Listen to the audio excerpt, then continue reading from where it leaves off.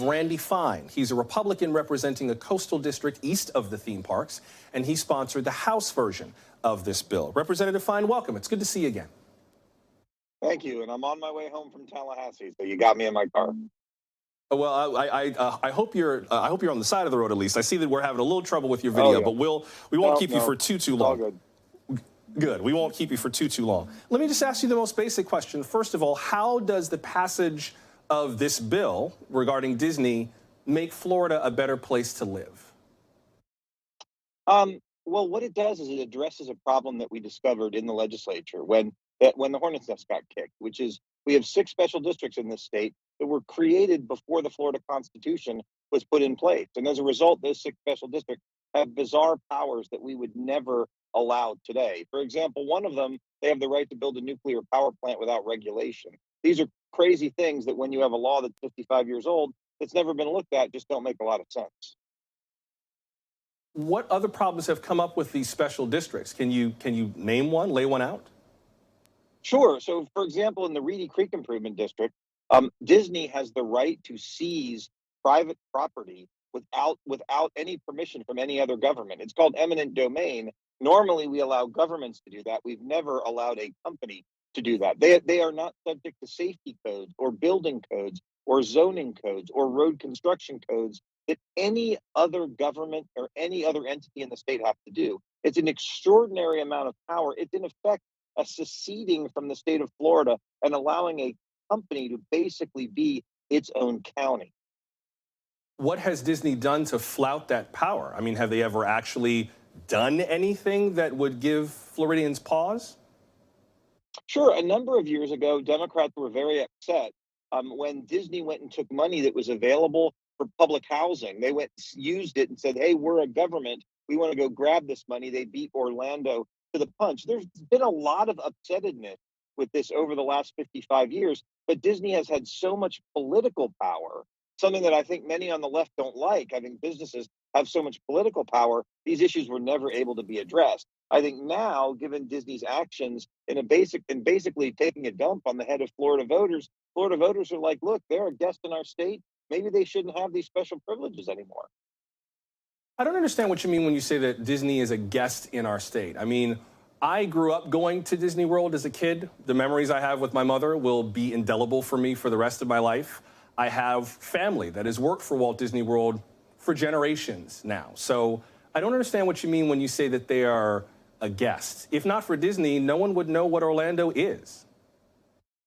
I think that's a fair question, and I would answer it this way. Disney's a California company, and part of what is going on here is Disney's trying to bring California values to the state of Florida. Florida is not California, and we don't look at the world the same way that they do out there. And I think that when they've done that and really getting into and inappropriately discussing legislation that the legislature passed that is supported by the overwhelming majority of Floridians of all stripes, Republicans, Independents, Democrats. It's supported by Biden voters by a 23-point margin.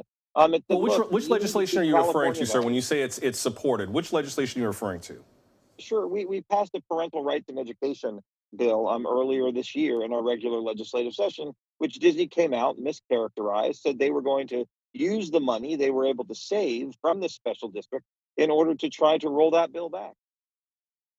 Well, I question whether or not majorities of Democrats in Florida support that bill, particularly because, and also kind of wonder how many people do support it, including a viewer that emailed us. I'd love you to respond directly to what Lisa wrote. Lisa writes, I truly hope that the Florida residents and taxpayers and Disney lovers do not suffer financially for the governor's agenda. Though I live overseas, military, I vote in Florida and always look forward to visiting Universal and Disney when we visit family. Those officials that vote against Disney are also voting against the tourist trade that makes Florida such a financially successful and vibrant state. Though I will continue to visit Disney and Universal, I will not vote for legislators who are behaving like very powerful children. Lisa, thank you for sharing your thoughts with us. Representative Fine, what would you say to Lisa? It's a great email. I'd say 2 things. It's interesting that she notes Disney and Universal in the same email. Disney has 4 theme parks. Universal's building its 3rd. Disney somehow is given special privileges that Universal does not. Universal has to abide by the laws of the counties and the cities where they operate. Why have we thought it's a good idea to give one theme park company special privileges, self-governance, but Universal or SeaWorld or Busch Gardens or Legoland, not the same thing. There's an issue of fundamental fairness. But on her concern about this costing taxpayers money, it won't. We're basically dissolving one government and we're moving it into another government. Those, all the taxes, all the revenues, all the expenses, all the assets, all the liabilities, it simply moves from one pocket to another. It won't affect taxpayers. I just want to be clear. The mayor of Orange County, Jerry Dimming, says that it will. He says that that will put well over $100 million of liabilities, currently debt liabilities that Disney otherwise would be able to kind of raise its own money to pay for, on his taxpayers. How do you, Representative Fine, who don't represent Orange County, know better what will happen to Orange County than people who do represent it? Well, he's actually wrong. It's not $100 million. It's $1.1 billion. But it's not Disney's That sounds debt. even worse. The debt. Well, it is until you understand the fact. That is debt held by a government. That debt would be transferred, for example, to Orange County. But the $200 million of taxes that is collected to pay that $1.1 billion of debt goes with it.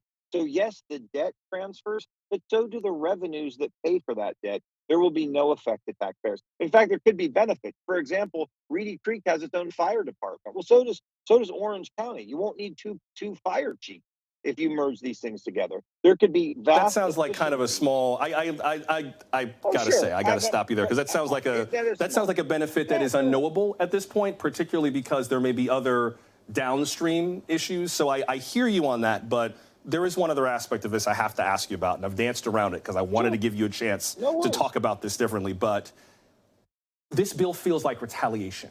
It feels like Disney said, there's this thing that we don't like, we're going to fight it. And then state Republicans decided to kind of hit Disney in the kneecaps and prevent it from having the power that it had before to govern itself. Nothing about that, about taking retaliation against a company for its political stance, feels at all conservative to me. It doesn't speak well of free enterprise. It doesn't speak well of letting people have their own political views, their own political advocacy. How is this not a political hit on Disney?